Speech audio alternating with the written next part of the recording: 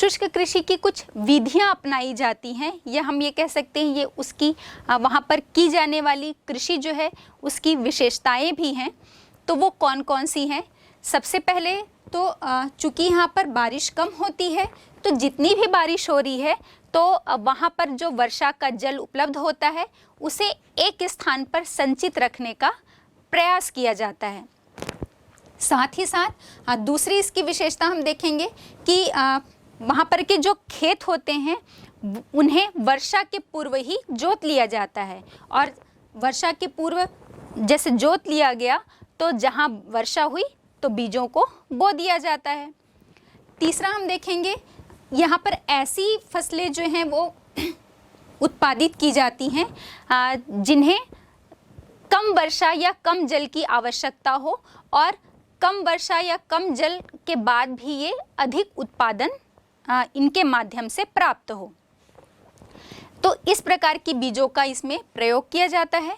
और साथ ही हम देखेंगे कि यहाँ पर सिंचाई सुविधा के जो है वो प्रयास किए जाते हैं, जिसमें अभी हमने बात की थी महत्वपूर्ण जो शासन के द्वारा प्रयास किया जा रहा है राष्ट्रीय पनधारा विकास कार्यक्रम, ये उनमें से ही एक है। तो ये हो गया शुष्क कृषि। तो इस कृषि के अंतर्गत ऐसे बीजों का प्रयोग किया जाता है, या हम कहें कि ऐसे किस्म की बीजों का प्रयोग किया जाता है जो पानी कम होने पर या पानी का अभाव होने पर भी वो अधिक से अधिक उत्पादन उन बीजों से हमें प्राप्त हो। अब हम बात करते हैं कृषि का चौथा प्रकार, जिसे हमने कहा था आर्द्र कृषि या वेट फार्मिंग। ये कृषि ऐसे क्षेत्रों में की जाती है जहाँ पर वर्षा की मात्रा लगभग 100 से 200 सेंटीमीटर वार्षिक वर्षा हो। तो यहाँ पर हम क्या देखेंगे कि यहाँ पर नमी जो है वो हमें बहुत अधिक मिलती है। जैसे जिन क्षेत्रों में 100 से 200 सेंटीमीटर वर्षा की मात्रा प्राप्त हो रही है, तो उन क्षेत्रों की धरातल में नमी का जो प्रतिशत है वो बहुत अधिक होता है। तो वहाँ पर क्या कोशिश की जाती है कि वर्ष में एक ही नहीं 2 फसलें और कई बार 3 फसलें भी जो हैं वो ली जाती हैं, जिससे हम उस नम भूमि का ज़्यादा से ज़्यादा प्रयोग कर पाएँ। और कहीं कहीं पर तो इन सभी के अलावा ग्रीष्मकालीन जो जायद फसलें होती हैं वो भी ले ली जाती हैं। तो ये कौन से क्षेत्र हैं? हम बात करते हैं मध्य प्रदेश है, या हम गंगा के पूरे मध्यवर्ती मैदान की बात कर लें, साथ ही साथ हरियाणा है, मेघालय जहाँ पर बहुत अधिक विश्व की सर्वाधिक वर्षा होती है, पूरा हिस्सा वो प्राप्त करता है। तो हम मेघालय की बात करें, या मेघालय में भी मेघालय के पूर्वी हिस्से की बात कर रहे हैं, फिर आपका गोदावरी का जो डेल्टाई हिस्सा है, और साथ ही साथ आपका जो उत्तर पूर्वी राजस्थान है जहाँ पर सिंचाई की व्यवस्था उपलब्ध हो। तो ये पूरे ऐसे क्षेत्र हैं जहाँ पर नमी बहुत अधिक मिलती है, या हम ये कहें कि वर्षा की मात्रा भी बहुत अधिक प्राप्त होती है। तो यहाँ पर आर्द्र कृषि या वेट फार्मिंग जो है वो की जाती है। और यहाँ पर ऐसे बीजों का प्रयोग किया जाता है जिन बीजों को अधिक जल की आवश्यकता हो, या जो अधिक जल में भी मतलब वो भूमि, अगर डेल्टाई भूमि की हम बात कर रहे हैं तो वो दलदली या बहुत अधिक अत्यधिक नम भूमि हो जाती है। तो ऐसी बीज जिन्हें अधिक जल की आवश्यकता हो, या आवश्यकता से अधिक जल की मात्रा भी हो जाए तो भी वो अधिक से अधिक उत्पादन जो है वो दें। तो फसलें भी इन्हें इन क्षेत्रों में उसी प्रकार की ली जाती हैं। जैसे हमें पता है गन्ना हो गया, धान है, जूट है, ये ऐसी फसलें हैं जिन्हें अधिक वर्षा के जल की या अधिक जल की आवश्यकता होती है। हम देखते हैं कि भारत में हमने अभी ये जो देखा कि कृषि के प्रकार हो गए, अलग अलग प्रकार, अलग अलग क्षेत्रों में इन प्रकारों को अपनाया जाता है। अब हमें पता है कि भारत में कृषि जो है वो सिर्फ एक महत्वपूर्ण आर्थिक क्रिया ही नहीं है, ये भारतीय जो जीवन पद्धति का हम इसे आधार कह सकते हैं। या हम कहें कि जो हमारे भारतीय किसान हैं उनकी एक जीवन पद्धति भी है यहाँ की जाने वाली कृषि। तो इतने हजारों लाखों वर्षों तक जो भारत के जो किसान हैं वो कृषि का कार्य कर रहे हैं। तो इतने वर्षों में इन्होंने कृषि की अलग अलग पद्धतियों को भी सीख लिया है या ऐसे तकनीक सीख लिए हैं जिनसे वो अधिक से अधिक मात्रा में उत्पादन प्राप्त कर पाएँ। तो इसमें से यह हम ये कहें कि उत्पादन तो प्राप्त करेंगे ही, कृषि की अलग अलग पद्धतियां तो अपनाते ही हैं और साथ ही साथ जुताई की भी अलग अलग पद्धतियों को इन्होंने सीख लिया है। तो इसी में हम देखते हैं, पहला है आपकी परती भूमि या जिसे हम फैलो लैंड कहते हैं। लगातार किसान जो है वो एक ही स्थान पर, एक ही भूमि पर जब कृषि कार्य करता रहता है तो हम देखते हैं कि एक ही भूमि पर लगातार कृषि करने से उस भूमि की जो उपजाऊपन है या उसमें जो उत्पादन देने की क्षमता होती है वो कम हो जाती है। तो किसान क्या करते हैं कि उन्हें एक वर्ष के लिए परती छोड़ देते हैं, मतलब किसी भी प्रकार की कोई फसल वहाँ पर नहीं ली जाती।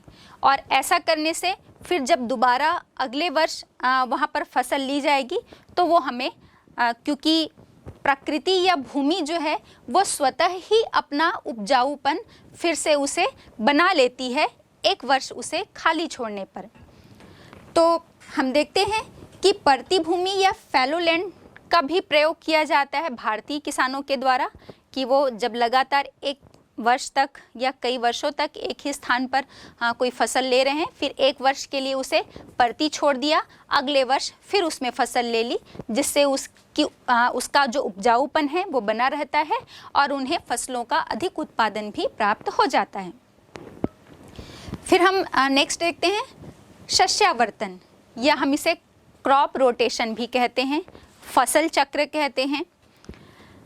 ये क्या होता है कि चूंकि हमें पता है हमारा भारत एक विकासशील देश है और जनसंख्या के हिसाब में विश्व में इसका दूसरा स्थान है, तो लगातार यहाँ की चूंकि हमने भी बात की थी कि लगभग 64% है कुल कृषकों का, वो 64 उसमें कृषि श्रमिकों का है। तो हम ये देख रहे हैं कि आधी से भी अधिक जनसंख्या जो है उनके जीवन की आधारशिला कृषि कार्य ही है।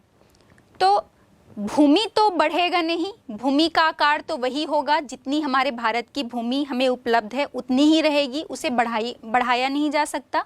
लेकिन लगातार इस भूमि पर जनसंख्या का जो दबाव है वो बढ़ता जा रहा है।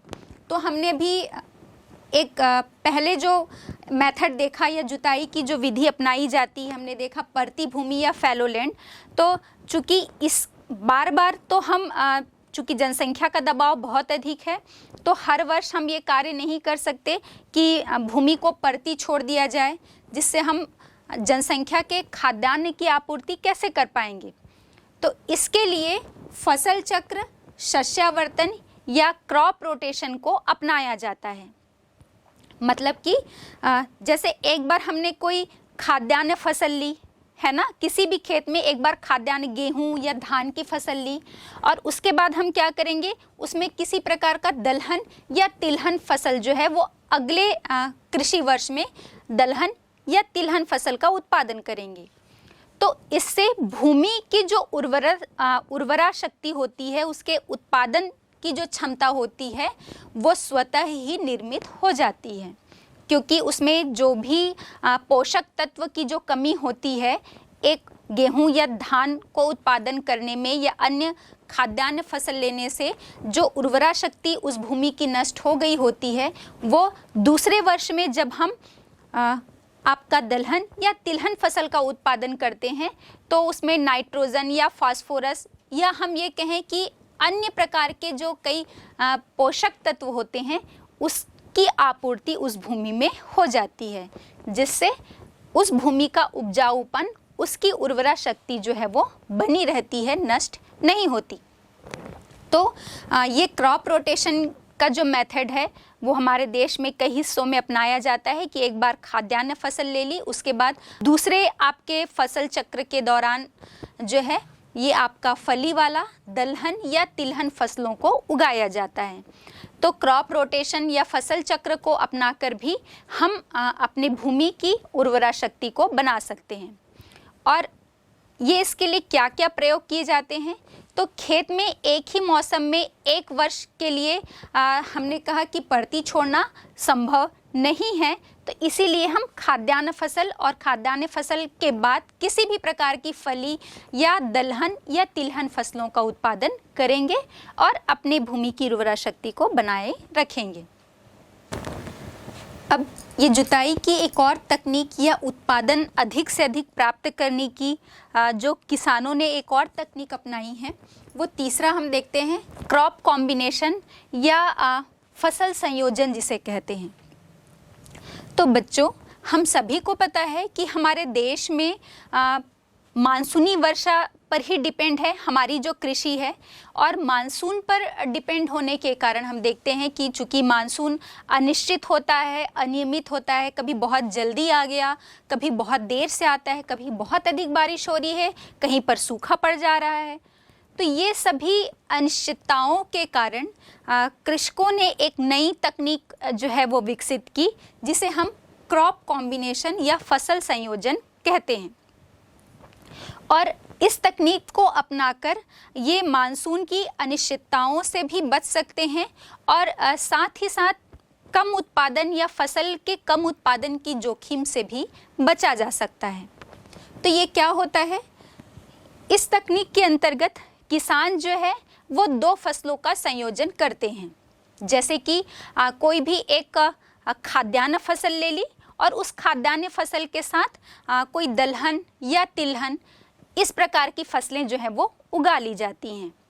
वर्ष में 2 से 3 फसलें तो ली ही जाती हैं, लेकिन साथ ही साथ ये कोशिश की जाती है कि एक फसल ऐसी उगाई जाए जिसमें अधिक जल की आवश्यकता हो, और उसके साथ दूसरी एक ऐसी फसल होती है जो कम जल में भी, या हम कहें कि जिन्हें कम जल की आवश्यकता हो और वो अधिक उत्पादन देते हों। इस प्रकार 2 फसलों का संयोजन किया जाता है। एक ऐसी फसल लगाई जाएगी जिसे अधिक उपजाऊ मृदा की आवश्यकता है या अधिक खाद उर्वरक की आवश्यकता होती है, और साथ ही दूसरी फसल ऐसी लगाई जाती है जो कम उर्वर मृदा में भी या कम उपजाऊ मृदा में भी अधिक उत्पादन देती हो। इसमें ये ध्यान रखा जाता है कि उनका वर्धन काल जो है, उन फसलों का, जो 2 फसलें अलग अलग लगाई जा रही हैं, जिन संयोजन किया जा रहा है जिनका, उनका वर्धन काल अलग अलग होता है। मतलब कि पहले कोई एक फसल जो है वो बढ़कर तैयार हो जाएगी पूरी तरह से पककर, तो उसे काट लिया जाता है, और उसके साथ जो दूसरी फसल लगाई जाती है उसका वर्धन काल थोड़ा सा आगे होता है। तो ऐसा करने से क्या होता है कि इस स्थिति में अगर किसी एक फसल का उत्पादन कम भी प्राप्त हो रहा हो, तो दूसरी फसल के उत्पादन से उसकी भरपाई जो है वो हो जाती है।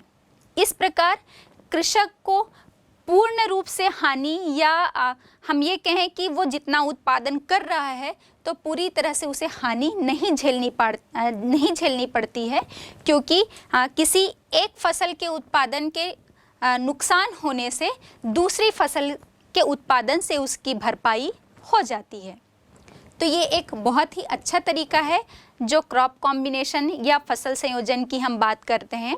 तो इसमें हमने देखा कि जो एक अवधि में, एक शस्य अवधि में या एक फसल अवधि के दौरान एक ही खेत में दोहरी फसल ली जाती है, डबल क्रॉपिंग जो है वो की जाती है, और कई बार तो 2 से अधिक फसलें, या हम जिसे बहु फसलें कहते हैं, मल्टीपल क्रॉपिंग का भी प्रयोग किया जाता है। अब इसमें हम देखेंगे, हमने विशेषताएं जो बात की कि जो फसलें लगाई जाती हैं उसमें इस बात का ध्यान रखा जाता है कि जितनी भी फसलें, चाहे वो 2 फसलें ली जा रही हों या 3 फसलें ली जा रही हों, सभी फसलों का वर्धन काल अलग होगा, पककर तैयार होने का समय अलग अलग होता है, ताकि एक फसल जो है वो पककर तैयार हो गई तो उसे पहले काट लिया जाए, उसके बाद थोड़े समय के बाद दूसरी फसल पककर तैयार होगी और उसे काट लिया जाएगा। दूसरे हमने बात की थी कि एक पर्याप्त जल की आवश्यकता वाला फसल होगा, और दूसरा जो है वो उसे जल की जो आवश्यकता है वो कम होगी। इसमें तीसरी विशेषता इसकी हो सकती है कि एक खाद्यान्न फसल हो और उसके साथ साथ दूसरी जो है वो दलहन या तिलहन फसल ली जा सकती है। हम अपने छत्तीसगढ़ में भी देखते हैं कि जो धान की फसल ली जाती है उसके साथ ही साथ सरसों या तिवरा या चना जो है या गेहूं के साथ इनका कॉम्बिनेशन करके उगाया जाता है। अब हम इसमें देखते हैं कि ये ऐसी फसल होती हैं जो एक ही मौसम में उगाई जाती हैं। तो ये जो कुछ संयोजन फसल के जो संयोजन हैं जिसे हम विशेष नाम से पुकारते हैं, जिसमें हम देख रहे हैं गेहूं और जौ को जब एक साथ बोया जाता है तो इसे गोजई कहा जाता है। इसी प्रकार जब गेहूं के साथ चने का कॉम्बिनेशन किया जाता है, चना का संयोजन किया जाता है, तो हम इसे गोचनी के नाम से जानते हैं। और जब चना और जौ का कॉम्बिनेशन किया जाता है, ये दोनों फसलें एक साथ उगाई जाती हैं, तो यहाँ पर इसे बेझड़ के नाम से जानते हैं। तो ये हो गई कुछ तकनीक जो हमारे देश में जनसंख्या के लगातार दबाव के बढ़ते जाने के कारण कुछ नई तकनीकें विकसित की गई हैं, कुछ मेथड अप्लाई किए जा रहे हैं जिससे हम अधिक से अधिक उत्पादन प्राप्त कर पाएँ। तो इसमें पड़ती भूमि को तो हमने कहा कि ना तो गहन पड़ती भूमि को छोड़ना हमारे लिए बहुत मुश्किल है क्योंकि जनसंख्या का दबाव इतना है और सबके लिए खाद्यान्न की आपूर्ति करनी है।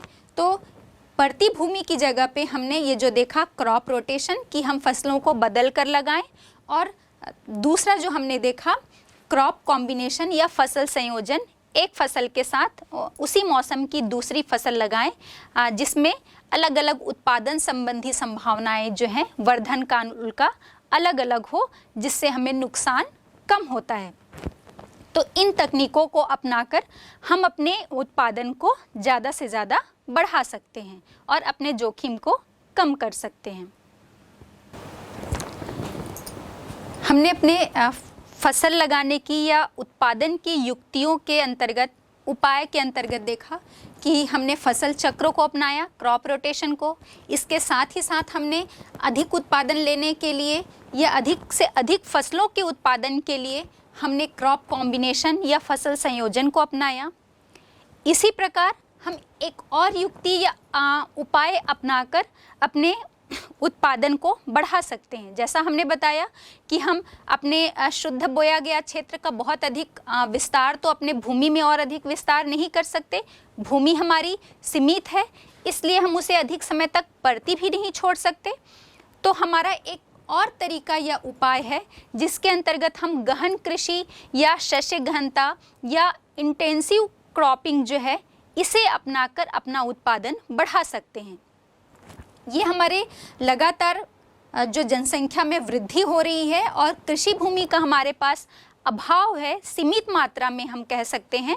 तो सीमित मात्रा में कृषि भूमि की उपलब्धता और लगातार बढ़ती हुई जनसंख्या के लिए ये हमारी जो तकनीक है, ये हमारा जो उपाय है, ये बहुत कारगर साबित हो सकता है। शस्य गहनता क्या होती है? जैसे मानो एक कृषक के पास 10 हेक्टेयर भूमि है, उस 10 हेक्टेयर भूमि में उसने अपने खरीफ मौसम के दौरान या खरीफ फसल के दौरान उसने धान की फसल ले ली पूरे 10 हेक्टेयर में। उसके बाद जब रबी का मौसम आता है तो रबी के मौसम में उसने अपने उस 10 हेक्टेयर में से 6 हेक्टेयर में या 4 हेक्टेयर में गेहूं की फसल ले ली। तो उसके पास कुल कृषि भूमि जो थी वो तो 10 हेक्टेयर ही थी, लेकिन उस 10 हेक्टेयर भूमि में आप ये समझ सकते हैं कि उसने अपने पूरे 16 हेक्टेयर भूमि में कृषि का उत्पादन ले लिया। वो कैसे? अलग अलग मौसम के दौरान खरीफ मौसम में पूरे 10 हेक्टेयर का उत्पादन कर लिया, और फिर से जब रबी का मौसम आया और खरीफ मौसम में जो उसने धान की फसल ली थी उस धान की फसल को काट लिया और उसी भूमि पर उसने फिर से 6 हेक्टेयर में या 7 हेक्टेयर में, वो मतलब कितनी भी मात्रा भूमि की हो सकती है, उसने फिर उस भूमि पर, हम अभी मान लो उदाहरण के लिए ले लें कि 6 या 7 हेक्टेयर भूमि पर उसने गेहूं का उत्पादन कर लिया रबी के मौसम में। तो कुल खरीफ मौसम में 10 हेक्टेयर भूमि का उपयोग किया और रबी मौसम में 6 हेक्टेयर भूमि का उत्पादन किया। तो क्या देखते हैं हम, कुल भूमि की मात्रा तो उसकी उतनी ही है, 10 हेक्टेयर ही है, लेकिन उसने क्रॉपिंग जो है इंटेंसिव क्रॉपिंग को अपनाकर या शस्य गहनता को अपनाकर उसने कुल 16 हेक्टेयर भूमि का उपयोग कर लिया। तो शस्य गहनता को दिखाने के लिए हम शस्य गहनता सूचकांक या इंटेंसिव क्रॉप इंडिकेटर का उपयोग करते हैं। और इस सूचकांक को, शस्य गहनता सूचकांक को हम कैसे निकालते हैं, तो इसका एक फार्मूला होता है, सूत्र है, जो वास्तविक बोया गया क्षेत्र है हमारा, उसको हम भाग दे देते हैं कुल कृषि भूमि से और उसे 100 से गुणा कर देते हैं, तो हमारा शस्य गहनता सूचकांक निकल कर आ जाता है।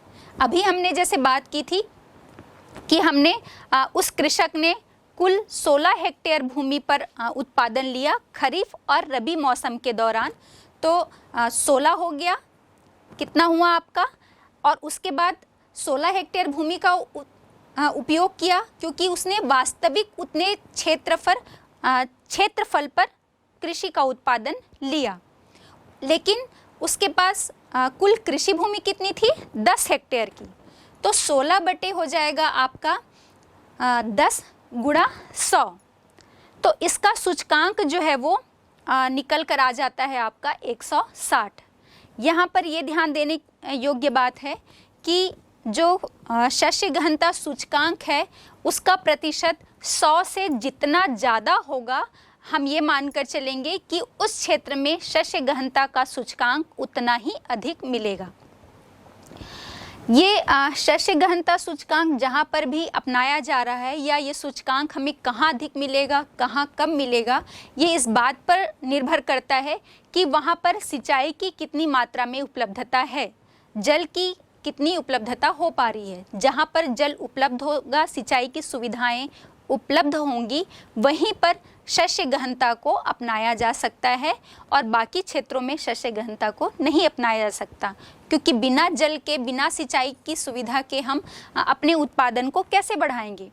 तो इसी कारण हम देखते हैं कि हमारे भारत का जो औसत हम बात करें, पूरे भारत का शस्य गहनता सूचकांक जो है वो मात्र 130% है।